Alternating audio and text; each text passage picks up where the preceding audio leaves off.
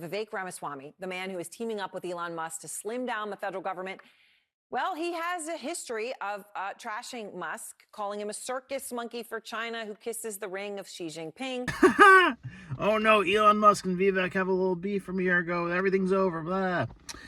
No, the left is having a big victory lap right now because they found a video of Vivek criticizing Elon. Elon Musk, apparently, according to the Chinese government, as of yesterday's reports, kowtowing to the Chinese Communist Party, presumably as a basis for gaining favorable market treatment there. Now listen, you might not like to hear it, but I actually respect the hell out of Vivek for making this point. It's a very astute point that a lot of people were overlooking. Look at this chart right here. 33% of Tesla sales go to China. So that's a third of Elon Musk's net worth. Of course he's going to be fighting for this. But on the same side, of course, Vivek is going to be pointing this out. I mean, good for him for catching this. I mean, nobody else was talking about this, or they didn't have the guts to. But two things can be correct at the same time. Like, if you're Elon Musk, of course you're going to be doing this. It's not like he's Joe Biden making deals with the Chinese Communist Party as a politician. He's a business owner. Tim Cook did the same thing. China's got a massive market. If you're stupid, you're not fulfilling your fiduciary duty if you're not trying to make things work with that market, get access to that market. And by the way, if it wasn't for Tesla, this company BYD from China, this electric car company, they would be taking over the world right now. Like, Tesla's the only reason we're able to put these harsh sanctions on Chinese EVs, because none of the other car makers are making them efficiently enough. I mean, even Tesla's having a hard time competing with the cheap Chinese labor. Like, BYD is able to make these cars and sell them for like $10,000 a pop. The cheapest Tesla sells them for is like $30,000 a pop. He said that he doesn't support a decoupling from China, but instead called the U.S. and Communist China conjoined twins. What he said about them being conjoined twins, that's 1,000% correct. China is completely dependent on American consumption to basically absorb the amount of manufacturing that it does, because it would have nowhere else to go, and their economy would come to a screeching halt if America wasn't there to absorb their manufacturing. Then America, on the other hand, America has a far too high demand to get it from anywhere else right now with short notice. So America is completely dependent on China for a lot of manufactured goods, and then China is completely dependent on America consuming those goods. So it is a conjoined twin relationship. One can't exist without the other. If we ever did the sanctions that we did on Russia onto China, they would shrivel up and die. Like, their economy is already really delicate. But at the same time, America's extremely vulnerable to important critical materials that, like, pharmaceuticals, certain electronics. I mean, luckily we produce most of our own agriculture here, and we're not really dependent on China for things like energy or food.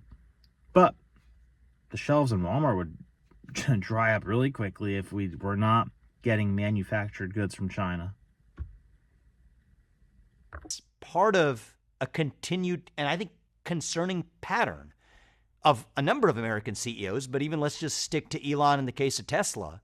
Last October, inexplicably, out of nowhere, no one's asking the CEO of an electric car maker to offer his opinion on this necessarily, or are they, saying that Taiwan should reunify with China. Said that last October.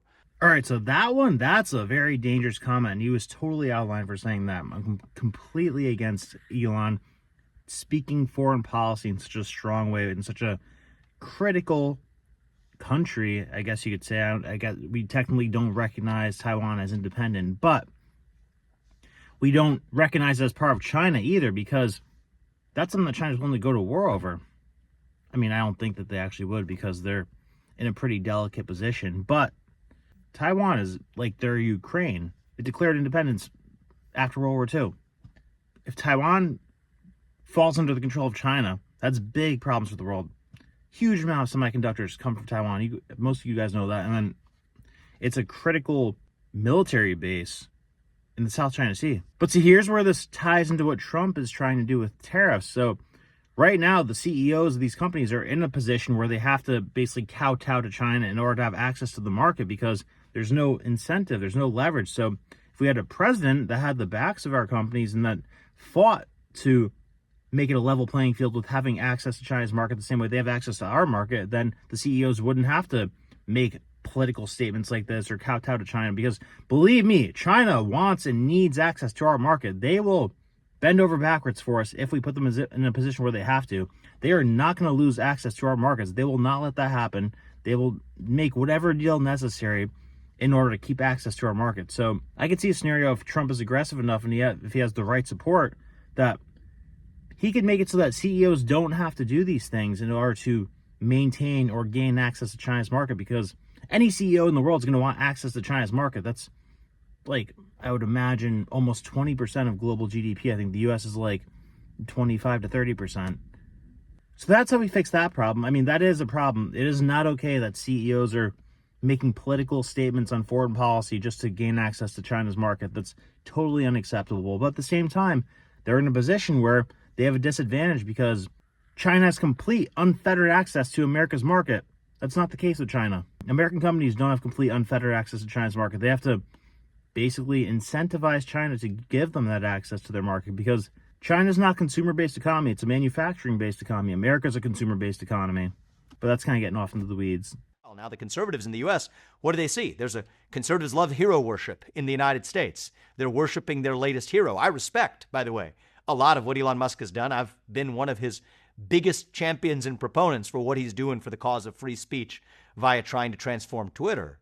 But I think we can't fall into messiah complexes and have to see with clear eyes that it's the job of the U.S. to protect, and the U.S. government to protect Americans from a national security and geopolitical perspective. And that's precisely why I called the Republican Party the cuck party. Aside from a select few of them, they literally just fake fight and try to act like they're trying to win, end up losing, sitting back watching and losing.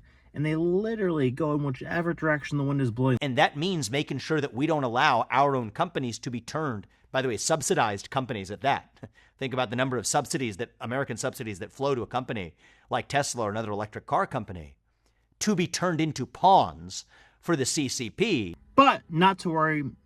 Vivek made a joke about it. This is what he told us in a comment. He said, as much as I'd love to have one of the first acts of Doge be deleting some of my past tweets alongside the agencies we plan to delete, I said it long before Elon and I had ever met. I know him well. We've been in the trenches together these past couple of months. I love him and respect the hell out of him, and I'm proud to call him a friend. There's no beef between them now. They're on the same page, and Trump is going to create conditions where it is easy for American companies to gain access to China's market because they're not going to have a choice.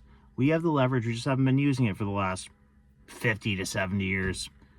But thank you for watching. If you enjoy this content, please consider joining the Forbidden Book Society in the link below, my Patreon, where I give deep dives on everything you could imagine. We talk about the craziest books in there. We're deciding on the new book of the month and sometime in the next few days. So thank you for watching again. Love you, and I will see you later. God bless.